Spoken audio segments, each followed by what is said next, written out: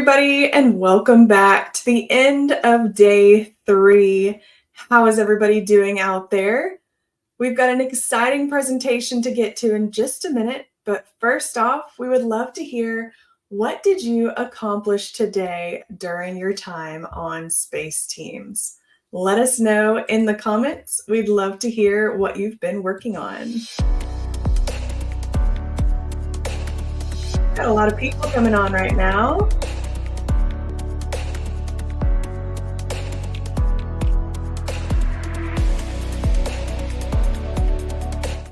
What are they saying in the comments, Valerie? So far, everyone's jumping on, letting us know they're here. There we go. Trajectory. Okay. Nice. Somebody got frustrated. It's okay. If you get frustrated, take a deep breath.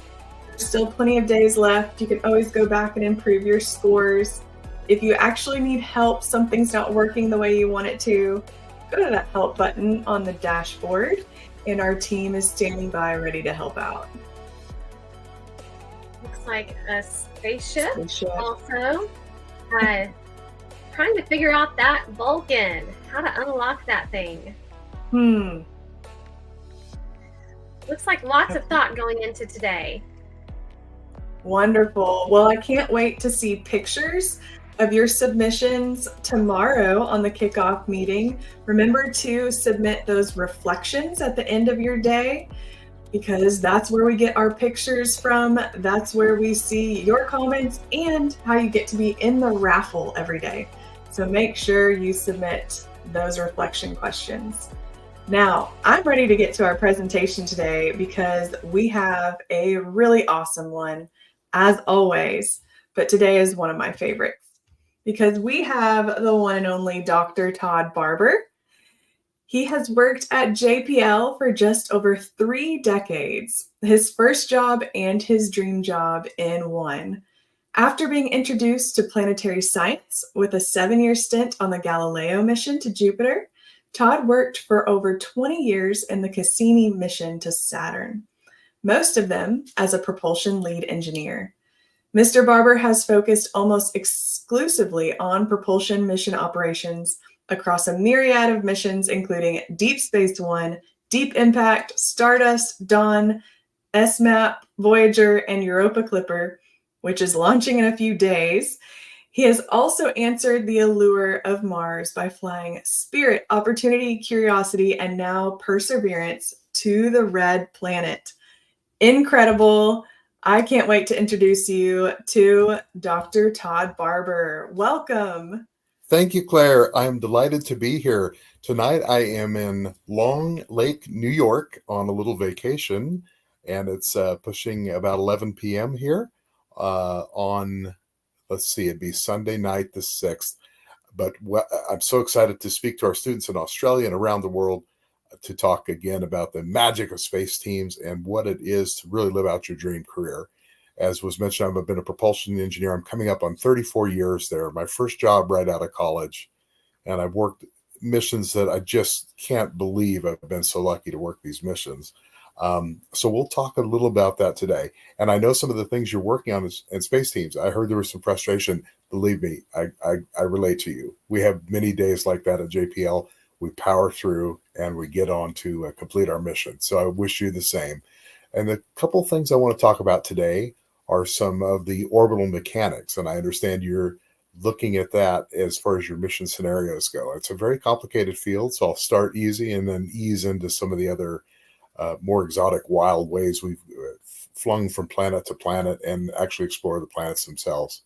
Then I would also like to talk just a little about remote sensing and other science instruments. How do we get these beautiful spacecraft out there? How do you get the data back? Because almost all of our spacecraft never come back to Earth. So to get the scientific data back, we have to send them. But I'll talk a little about the different kinds of science we can get there. So I'm going to I'm going to mute my video so we can focus all on the presentation. And at the end, we'll have some time for questions and answers. Absolutely. And thank you for being here today. Can't wait to share our solar system with you. Wonderful. Well, thank you so much. I'm going to bring up your presentation and you can get started whenever you're ready. Okay, thank you, Claire. Well, this again, I've got these two topics. So probably about 3/4 on orbital mechanics and a little bit on remote sensing because I'm not a scientist. I just play one on TV. And I'm not, well, frankly, I'm not an orbital mechanicist either. I'm a propulsion guy.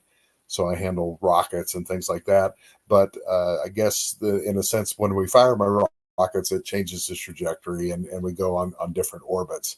But as you've studied orbits about how you get around the planets and complete your missions, I want to talk about how we do it at JPL, starting with simple examples, and then we'll build our way up.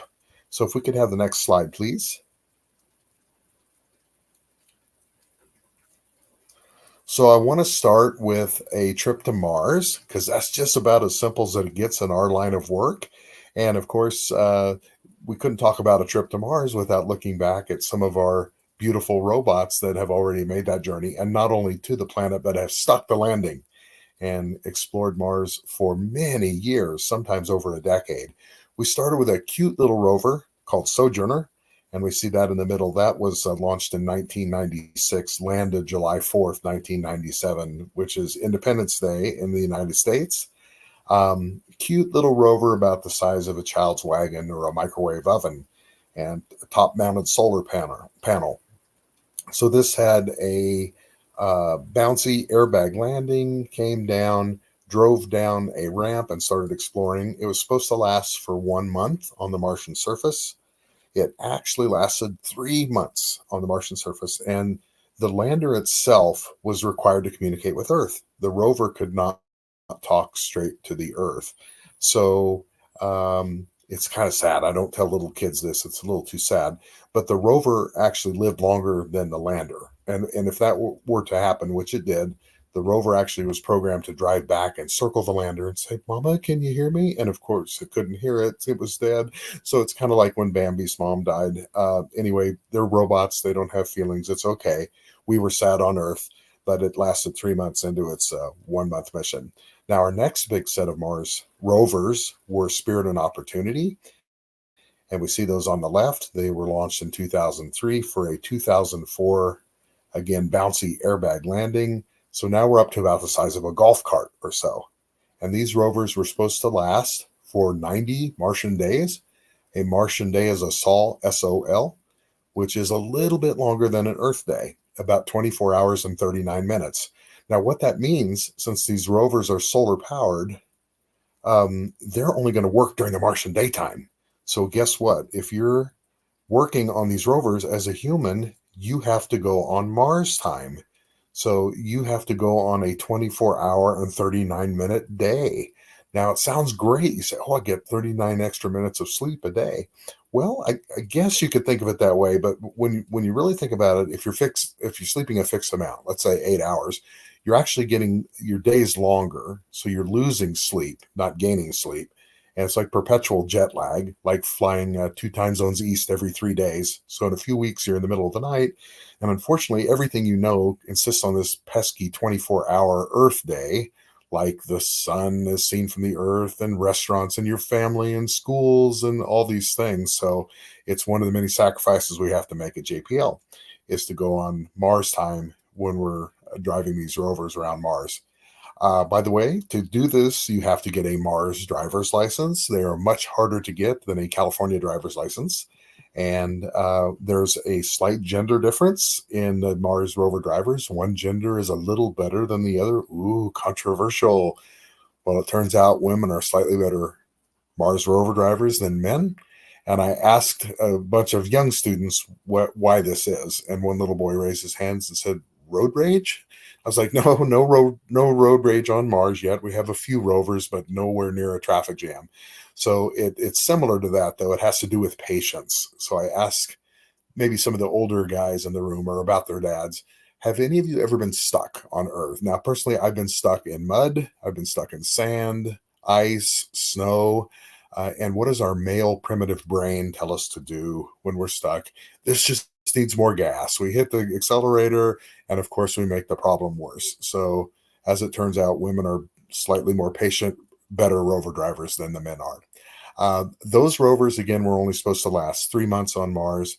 Spirit, the first of the two twins, lasted 6 years into its 3 months mission until it finally got buried in the sand a little bit, its wheels, and got stuck, and then it could not drive to a rocky slope and face its solar panels towards the sun during the Martian winter. And the Martian winter is really brutal. It's about 150 Celsius below zero. So we just could not survive those cold nights. But again, we didn't shed too many tears for Spirit 6 years into its 3 month mission. Opportunity lasted 14 and a half years into its 3 month mission. So these were truly wonderful long-term explorers on Mars. And I was fortunate enough to work that mission. That was my first Mars mission, working Spirit and Opportunity. Now, not to be outdone, then we went to the Curiosity rover, launched in 2011, landed at August 5th of 2012, and there it is on the right. Now we're as big as a Humvee, a giant SUV. This is a big Mars rover. They all have the 6 wheels, rocker bogie suspension. We'd love to drive these like a video game. Wouldn't that be fantastic? What a fun game. Unfortunately, that pesky Albert Einstein gets in the way, because he says you cannot send anything faster than the speed of light, including the radio signals that come from Earth to Mars and back. So Mars is a minimum 4 minutes away and a maximum of about 24 minutes away. So imagine a video game where you jiggle the joystick and you have to wait 8 minutes to 48 minutes to see what you've done because of that round trip light time. That would be a very boring video game. Because of this, we program the rovers to have some smarts of their own and know how to drive and navigate. And that way we can take the human out of the loop. But our fear is we might get stuck in the Martian sand. So someone had a very clever idea. They said, let's drill holes in the wheels. We see that on Curiosity at the right. And those wheels then, this is a 0.5 meter diameter wheel. So we know on Mars, if we do 1 revolution of the wheel, we're going to go 0.5 times pi meters on the Martian surface. Circumference is pi times diameter. And look at the holes. They leave marks in the Martian sand.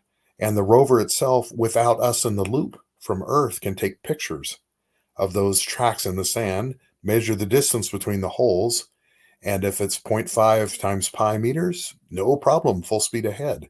Well, what if it measures the distance and it's 0.25 times pi meters? What that means is the rover is slipping 50% and may get buried in the sand.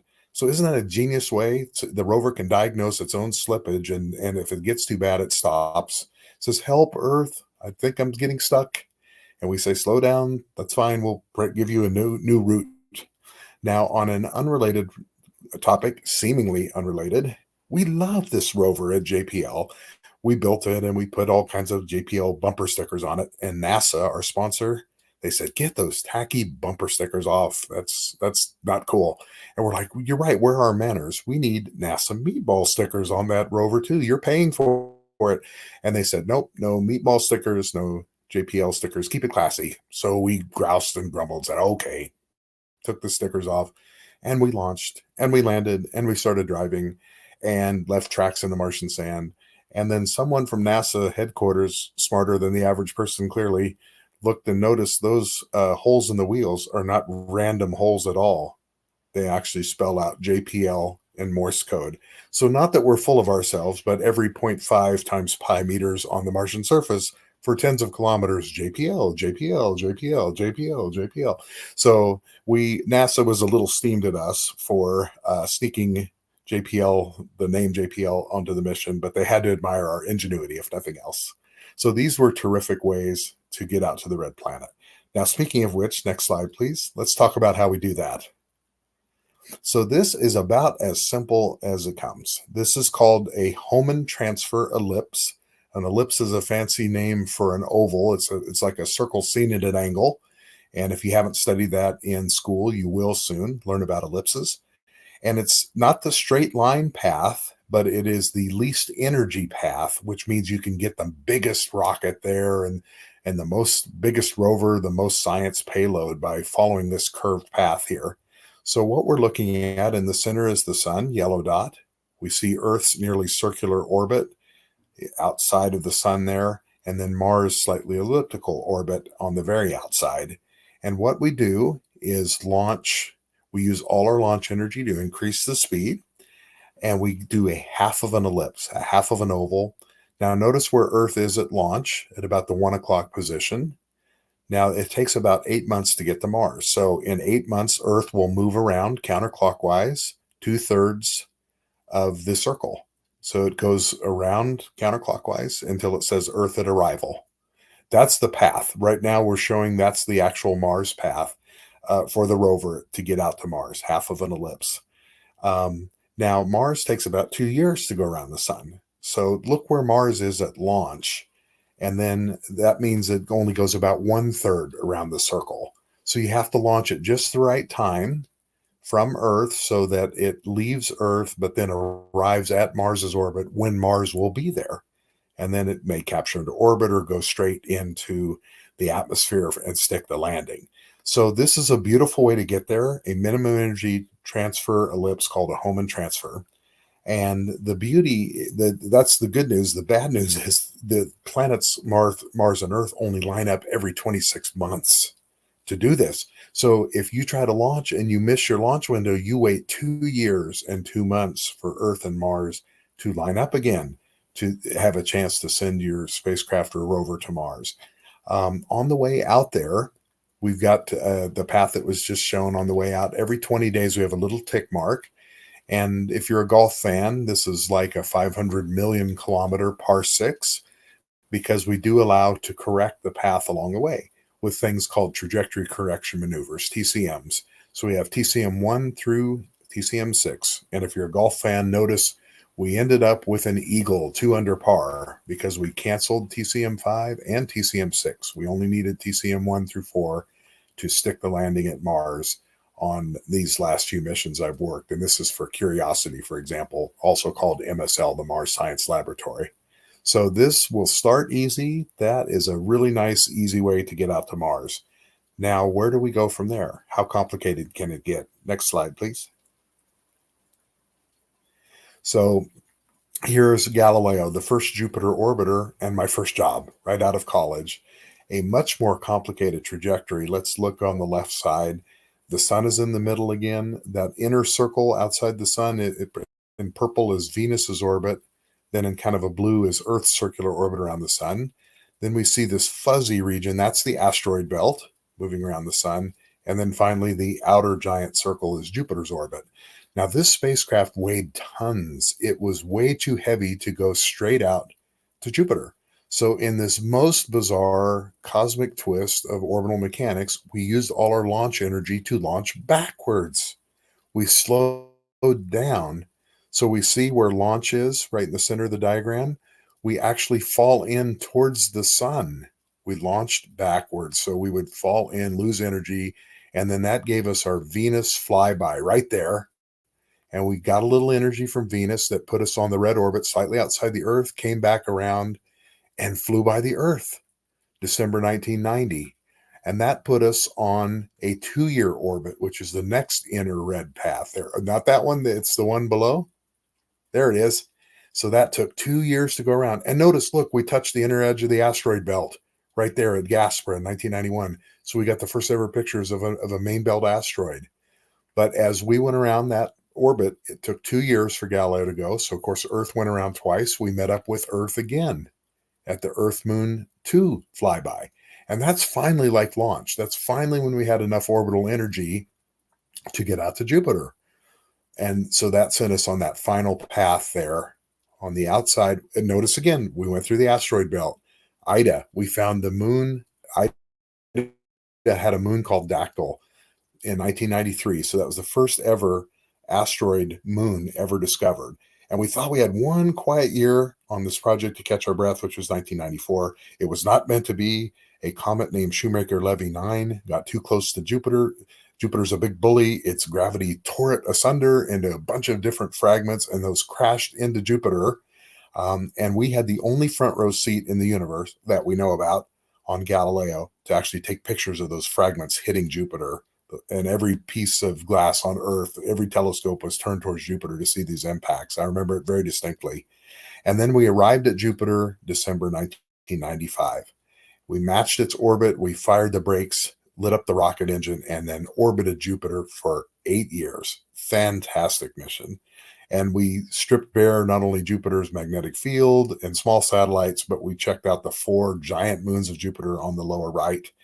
We have Io, the pizza moon, no craters, more 10 or 100 times more volcanically active than the entire Earth. Ganymede, biggest moon in the solar system, bigger than the planet Mercury, maybe a subsurface liquid water environment, and ice quakes, a really bizarre moon. Then there's Callisto at the bottom. That is the most heavily cratered object in the solar system. But as cool as all these are, Europa may be our favorite. Europa is a moon the size of our moon, has 2 or 3 times as much liquid water as the entire Earth under an ice crust.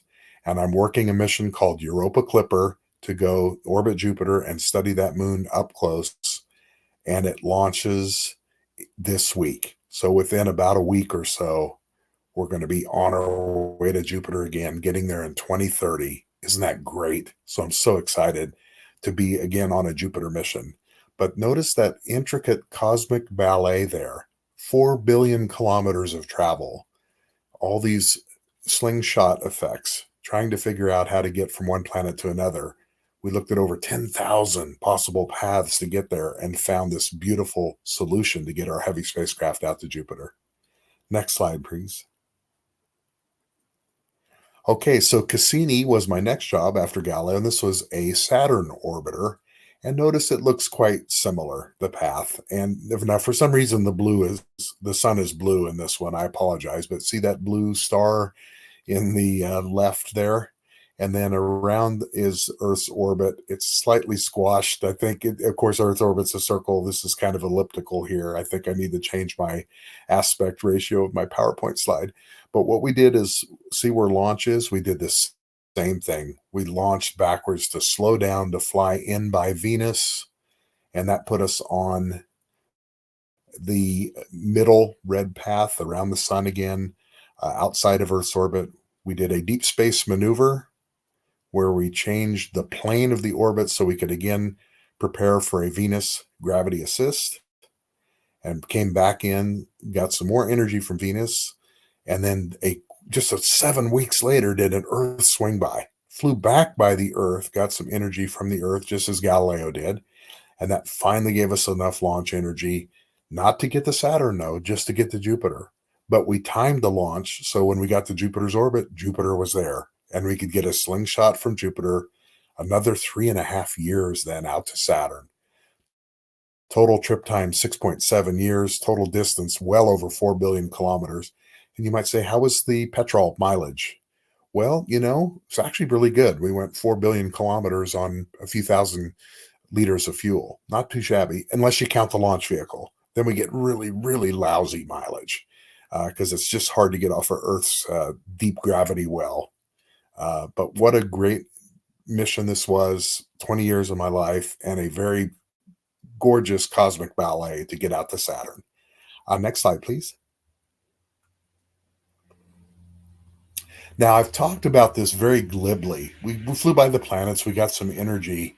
Now, when you study high school physics, you would very rightly ask the question, wait, isn't energy conserved? How do you get something from nothing? You're flying by a planet, you get all this energy. I thought energy would be conserved. Well, it is conserved. And there's something called the law of cosines. And it's kind of similar to Pythagorean's theorem, except when the angle is not a right angle. So if you haven't seen this yet, you will see it very soon in school. And it's really cool how gravity assist works. And I'll try to explain it as follows. What really matters for the spacecraft is how fast it's going with respect to the sun, not with respect to the planets. And that is a blue vector. And later you may study vectors. A vector is an arrow. That just means it has a certain size, which is its magnitude. And these are speed vectors, velocity vectors, but their size of the vector, the length of the vector is speed. And then the different directions are what make it a velocity. So what we see here, let's do a Jupiter gravity assist example. So Jupiter is going around the sun. Let's say the sun is below this diagram, and Jupiter is going from right to left. So that gold arrow, that's an easy one to explain. The gold arrow is the same before the spacecraft flies by Jupiter or after. See, it's just a little gold vector pointing to the left. Now, what has changed? Well, think about from the point of view of the planet. The spacecraft coming in gets bent by the gravity of the planet. Now, however, from the planet's point of view, it speeds up as it comes in and then slows down as it goes out. But you get the same speed coming in as going out, and I call this the blue vector. The blue arrow did not change. I'm sorry, it's the black vector, not the blue. So the black vector, notice it's coming straight up as it's coming towards the planet there, and then it's bent at a different angle, but it's the same length. So I've not made that black arrow longer, but I've changed its direction. And now what do? I want to know what the spacecraft speed is with respect to the sun. And that is the planet's speed with respect to the sun plus the spacecraft speed with respect to the planet. And that's the way you add vectors, is head to tail. So in the bottom center, I add the black vector and the gold vector, I get the blue vector. So that is the spacecraft speed with respect to the sun. And now, after the flyby, notice the gold vector is the same. The black vector is the same length, but it's in a different direction. And when I add those two vectors, the blue vector has changed direction. That's cool enough. But what's really cool, it's longer. It's bigger. We've added speed to the spacecraft. And then you still say, isn't energy conserved? Well, yes, it is. And don't tell anyone, but we slow the planets down when we do this. And that's how energy is conserved. And remember, I told you we flew by the Earth once for Cassini, twice on Galileo. So we actually slowed the Earth down. Oops, did I do that? Now, it's only a few centimeters every trillion years or so. So I think it's okay. But isn't that cool? So Earth took one for the team to get these spacecraft out there. Next slide, please. Okay, and as beautiful as that is, these look almost more like figure skating or a cosmic ballet than orbital mechanics. Once we got to Saturn, we did a 4-year tour of Saturn with 75 orbits, and we see that here. We have a side view on the right and an overhead view at the left. And we see orbits of various moons here, the 8 inner moons and the large moon Titan. All of those gray ellipses, again, these ovals, are the path that Cassini took around Saturn to explore not only Saturn, but the moons. And then notice we didn't just stay in the plane of Saturn and its rings. We got above it so we could see Saturn like a bullseye. And you see that on the right side. See how some of those gray ellipses are very inclined to the plane of Saturn and its rings. So what a beautiful way to study Saturn. Now, you would never have enough rocket fuel to be able to do this mission. There's no way. So what we do is use this technique of gravity assist yet again. And we use a big moon of Saturn called Titan, also bigger than the planet Mercury, second biggest moon in the solar system. We fly by Titan. Titan's gravity shapes and bends and changes those orbits, so we get all the beautiful gray ellipses that you see. And that allows us a very fuel-efficient way to explore the Saturnian system for 4 years, 75 orbits. What a gorgeous way to do orbital mechanics. Very complicated, too. I would never understand this. But luckily, we have genius expert navigators at JPL that do. Next slide, please. So at the end of the 4 years, we had a 2-year equinox mission because, as seen from the Earth, Cassini's rings disappear because they're edge on, and that's true with the sun and the Earth. So you can't see them from the Earth, but also the ring particles cast huge long shadows on the rings. So it's kind of like northern equinox, vernal spring equinox here, where we switch from winter to summer. And we wanted to see that, of course. Well, we only had 10% of the propellant left, but we found a way to stretch it for another 2 years and do all the orbits you see here. We had high inclination orbits again above the poles of Saturn in dark blue, a transfer orbit in cyan color, and then the equinox orbits are in green. And we flew by icy moons in yellow. Excuse me. And the high northern latitude orbits were in red. Another beautiful cosmic ballet. And we see Saturn right down there in the center with its rings. So by this time, that's our first extended mission. It's 2010. We only have 5% of the fuel left. What do? We asked the scientists, and they said, can we go another 7 years? We said, are you crazy on 5% of the fuel? You know, when your car's at 5%, you find a petrol station and you fill up because your gas light is on. But we found a way to stretch another 7 years. And the scientists wanted to do this to go from spring to summer. We started in winter and went to spring. Now let's go spring to summer, another 7 years.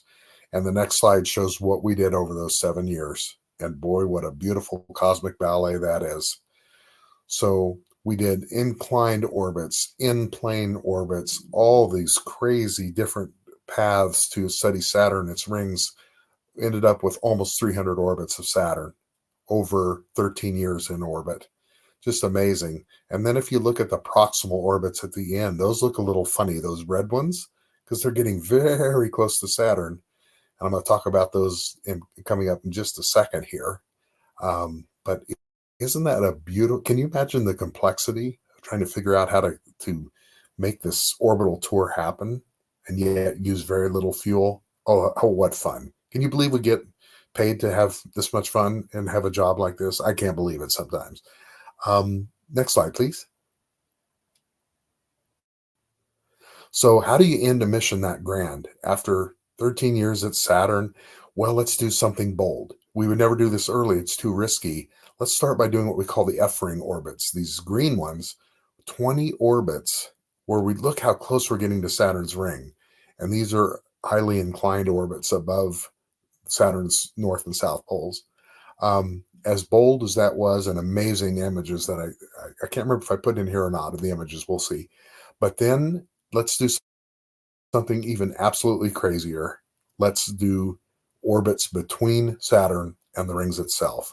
Now you can't gradually move across the rings, because if the spacecraft flew through the rings, the ring particles would destroy Cassini. So we had to jump in one fell swoop. So what we did is a Titan flyby that jumped the orbit from the green orbits to the blue orbits. And the blue orbits, we did amazing 23 orbits there, one a week through the middle of 2017, studying Saturn from the inside in a way. And what's beautiful, when you fly that trajectory, you only feel the mass, the gravity of Saturn, the ball, versus if you're outside the rings, you feel the mass of Saturn, the ball, plus Saturn's rings. So if you subtract those two, that gives us the mass of the rings, the gravity of the rings, and then the mass of the rings. That is amazing. Because of that, we can figure out how old the rings are. It turns out they're pretty young and they may not last that long. But what a beautiful way to close out the mission. Now, I say that we were at 1% of the fuel left. How do you end a mission this beautiful? Well, it turns out Cassini was a victim of its own scientific success. We couldn't just let it run out of fuel when it's orbiting Saturn, because it might accidentally crash into some moons of Saturn, including this one moon called Enceladus that has active water geysers, a subsurface water ocean, and maybe, just maybe, life developed there. So we cannot crash Cassini with its bacterial spores and contamination on this moon and contaminate that moon before we find out the biggest question in human history. Are we alone in the universe? Did life start on this little moon Enceladus? So we want to check that. And the only way to do that, Cassini was a victim of its own scientific successes. It had to crash into Saturn and burn up and vaporize those microbial spores to make sure they wouldn't contaminate Enceladus. So we found a way to fly by Titan that put us on a trajectory that crashed into Saturn's atmosphere. A sad day for sure. But again, this is 20 years into the mission, 13 years at Saturn, almost out of propellant. What a blaze of glory and a great way to end Cassini. Next slide, please. Okay, now I want to do something completely different. Everything I've talked about is chemical rockets. And what they do, they fire a lot early, and then you just coast. You're not firing the rocket at all. You're just letting Isaac Newton be in the driver's seat. Well, there's another way to do it, and that's something, here's an example called ion propulsion. And I worked on a mission called Dawn. Dawn went to the biggest two main belt asteroids. So let's look at this trajectory. Doesn't it look stranger? So the sun's in the middle again, that's the same. And then the green circle is the Earth's orbit.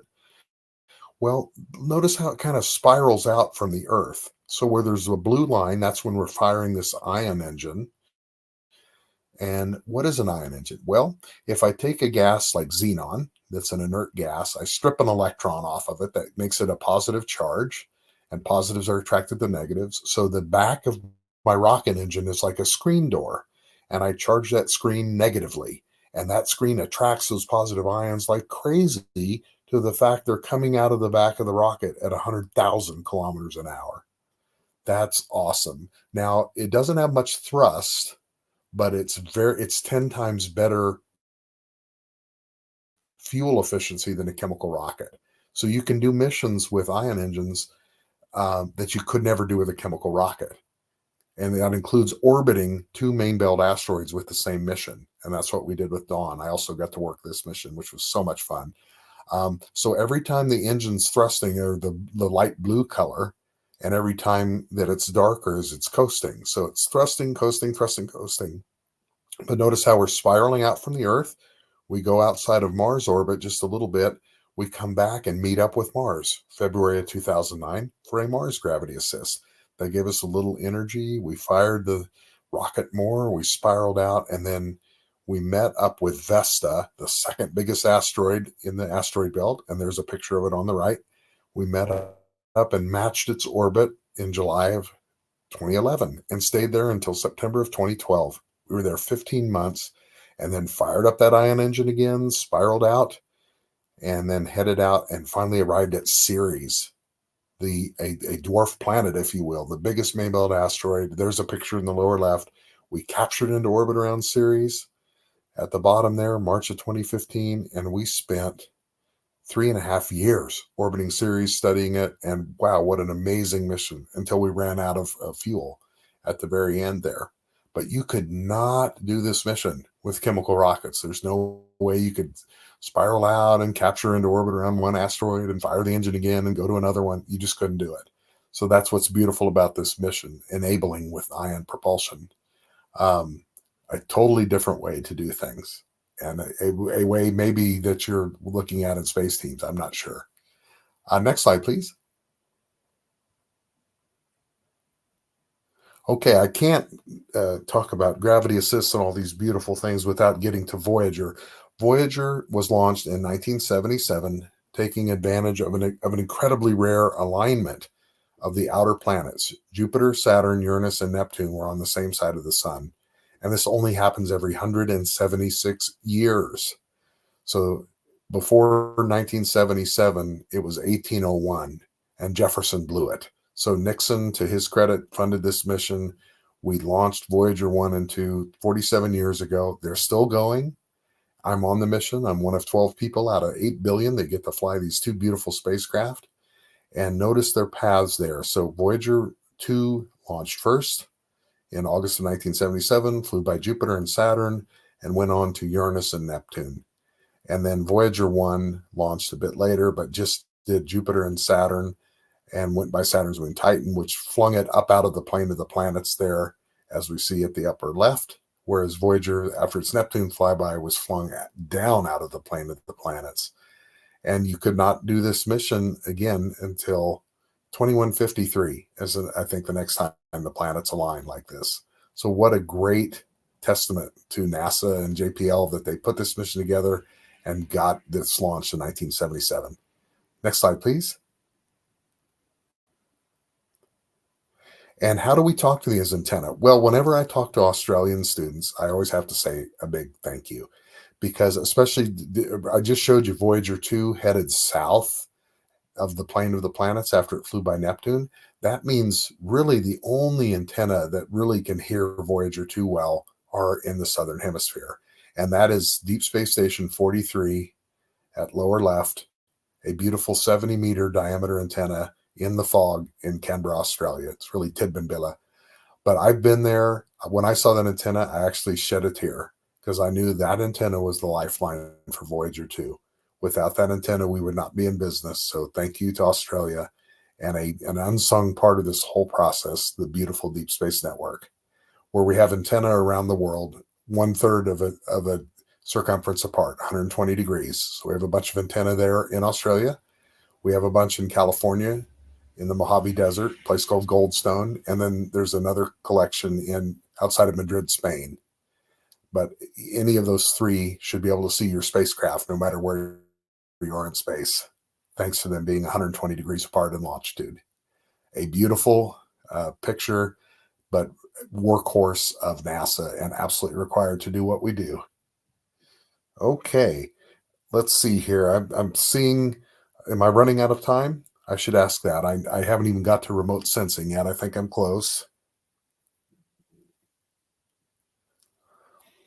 Oh, I do like this chart. I like to show it here. This is what's called a semi-log scale. Because if you think Voyager's gone far from the sun, well, kind of, but not really. So let's look at this. The sun's over on the left, and we're going to talk in terms of astronomical units, which is the distance between the Earth and the sun. So Earth is at 1.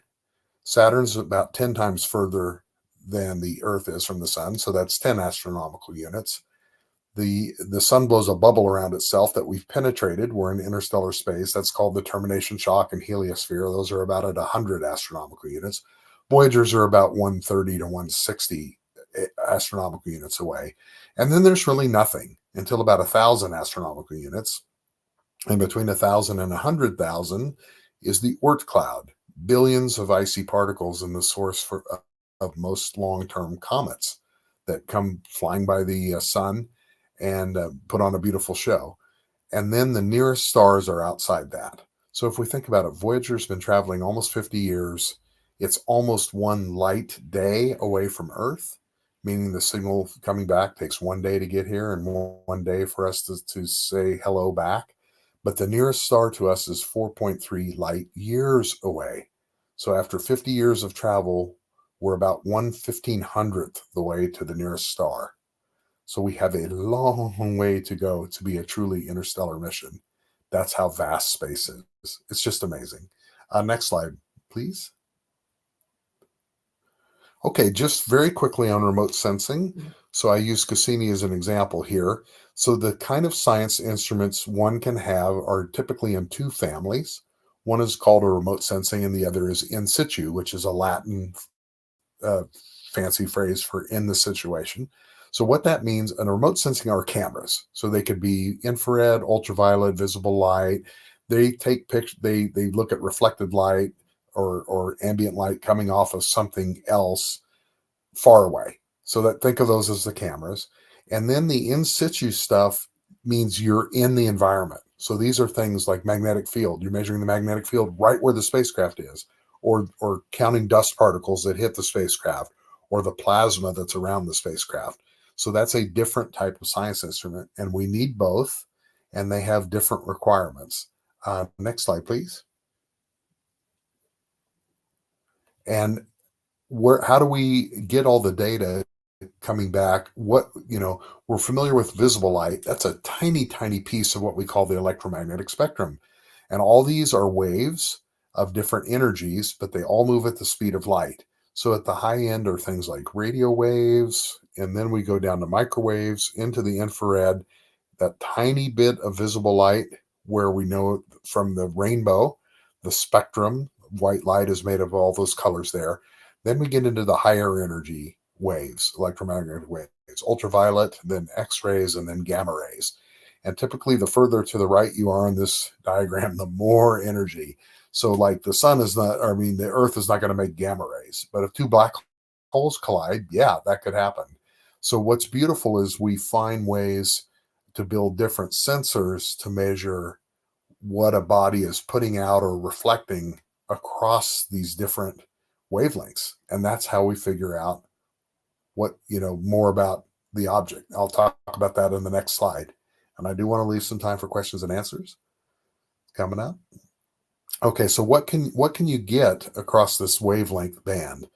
Well, you can either have an active sensor where you're sending like a radar wave and penetrating and poking, or the passive, just measuring what's coming to you. And look at this, like in the ultraviolet, we can get we can take camera sensors. Thermal is the infrared. So if you've all seen heat vision goggles, right? So this is a way to measure the thermal energy coming off somebody in complete darkness. So we can do the same for planets and see how hot they are by measuring their infrared emissions. There's also a very interesting thing, invisible light, infrared, or ultraviolet. If you look at the waves coming back, there are these dark bands in the rainbow. And what that is absorption at a very specific color. And what that tells you is what chemical is there, because different chemicals have these different dark lines in their rainbow. So isn't that cool? So we can just look at something, see where the dark lines show up, and we say, oh, that moon has oxygen. That moon has carbon dioxide. That's really useful to not even be there and be able to do from remote sensing, figure out chemical composition. So I mentioned temperature, and then I also mentioned if you want to look for high energy radiation, X-rays and gamma rays, those only happen in these big energetic events, things getting sucked into a black hole or supernova explosions, stuff like that. But we're able to do that with this beautiful technique of remote sensing and in situ sensing. Next slide, please. And you may need some of that as you do science on your missions as well. So I'll close here before Q&A. We took this picture. It looks like a fake picture, but it's not. It's a real picture of Saturn that we took with Cassini, 200 images mosaic together over about 12 hours. And what we did is we waited till the sun was behind Saturn, as seen from the spacecraft, because we can't point the cameras at the sun. But if Saturn's blocking it, it's like an eclipse, then we can do this ghostly backlit image of Saturn. And that's what we saw. And we see the sun poking out there just at the bottom of Saturn. We see refraction where we see the rings on the side of Saturn that's not in the sun. The light is bending around. We found new moons. We discovered new rings with this image. It's just absolutely beautiful and amazing. Not even the best part, though. The best part is right there, a tiny blue dot from 1.5 billion kilometers away, and that is us. Everybody you've ever known, everybody that's ever lived out their life on that tiny blue marble, and we need to protect it. And when I saw this image, I was reminded of a quote from T.S. Eliot. He said, "We shall not cease from exploration, and the end of all our exploring will be to arrive where we started and know the place for the first time." So thank you very much for your attention. I will take your questions now, and just delighted to be here today. Well, thank you so much, Todd. That was fascinating. We actually had somebody say that they're getting so much knowledge from this, and I believe it. My degree is in aerospace engineering, and you really took me back. I was remembering a lot that I'd forgotten in that. So just incredible, all of Great. what you have done and experienced. Thank you, Claire, so much. I'm glad to hear you were an aerospace major too, just like me. Well, we have a few pre-submitted questions. Valerie, would you mind pulling up the first question?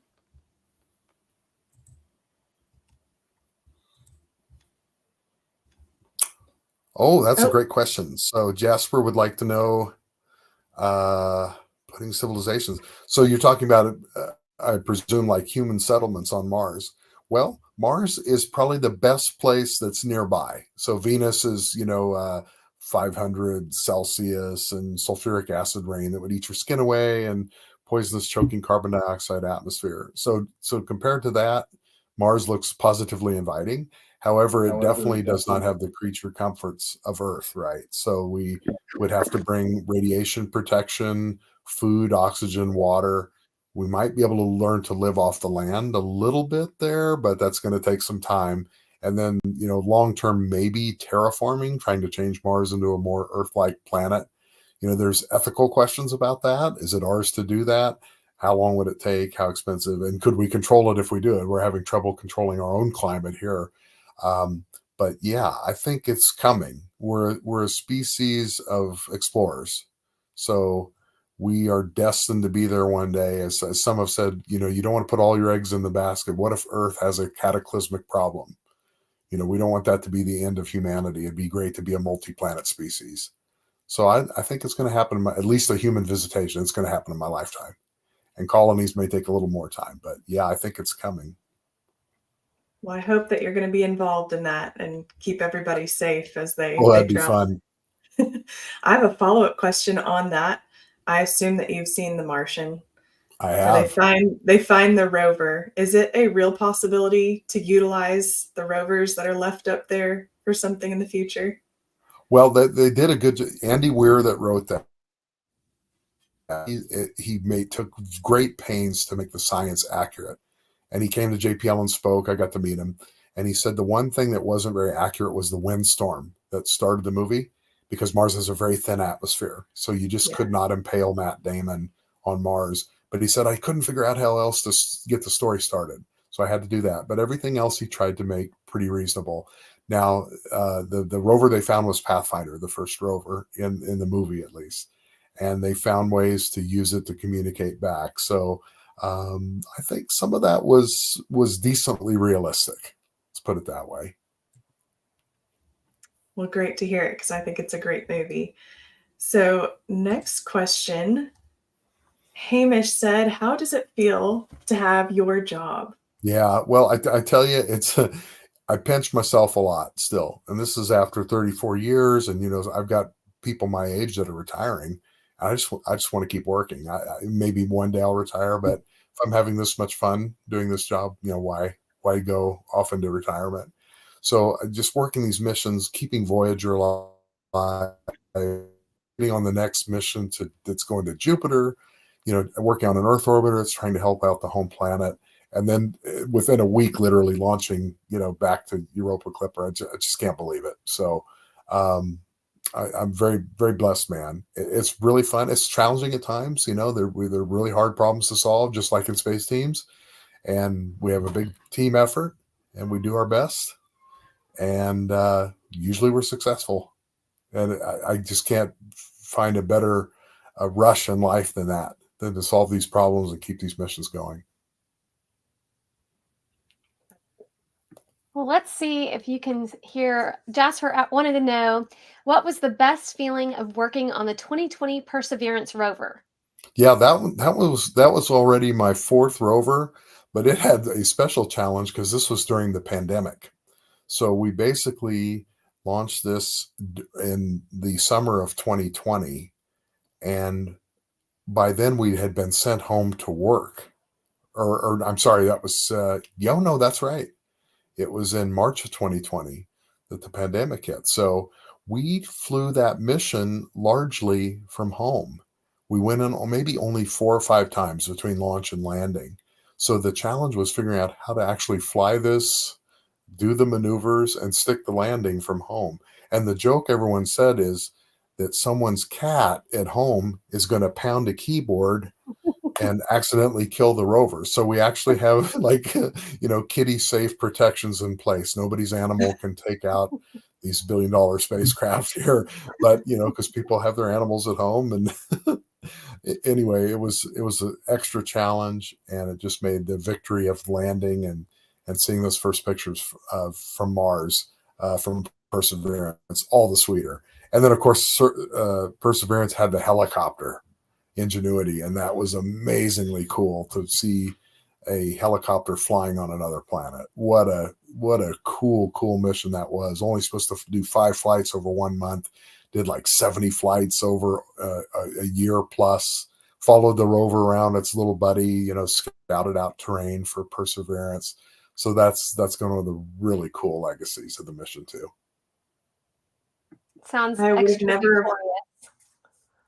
I never would have thought about cat proofing a mission. That's definitely an added challenge. Well, let's get to Joy's question as well. Propulsion systems have evolved significantly during your career. What technological advancements have you found most fascinating or impactful? Yeah, that's a great question there, Joy. It's funny because we fly these missions, like even Europa Clipper is just good old rocket propulsion technology that's not much different than the 1960s. So a lot of time we're afraid to fly new stuff because what if it doesn't work? So the biggest thing I've seen in my career is the one slide I talked about. Ion propulsion was always this futuristic, crazy sci-fi kind of thing. And I've actually worked 3 missions now that used ion propulsion. We tried it out on a mission called Deep Space One back in 1998 just to see that it would work. And we ended up flying by a near Earth asteroid and a comet. And then since it worked, we did that Dawn mission that went to the 2 biggest main belt asteroids. Well, since that worked so beautifully, basically the same team threw together another proposal. They got funded, and that's a mission called Psyche.